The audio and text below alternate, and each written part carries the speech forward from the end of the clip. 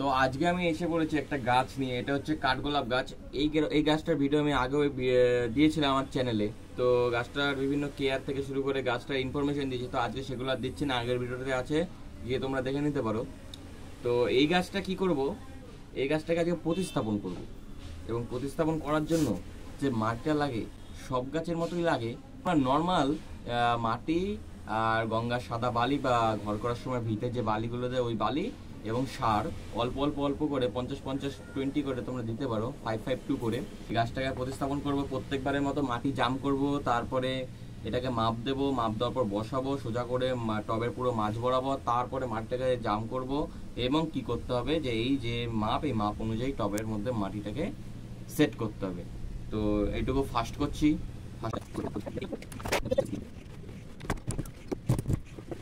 গাছটা প্রতিস্থাপন থেকে শুরু করে যত্ন খুবই সহজ, ইজি। মানে শুধু ফেলে রাখো রোদের মধ্যে, আর মাঝে মধ্যে একটু জল দাও, ব্যাস, আর কিচ্ছু না। 4 প্রকারের ফুল হয় এর মধ্যে, কিন্তু এটা শুধু সাদা রঙের ফুল হবে এটার মধ্যে। তো আজকে ভিডিওটা এ পর্যন্তই। যদি ভালো লেগে থাকে চ্যানেলটাকে সাবস্ক্রাইব করো, আর এভাবে আমি গাছের ব্যাপারে ইনফরমেশন তোমাদেরকে দিতে থাকবো। তো আজকের জন্য বাই।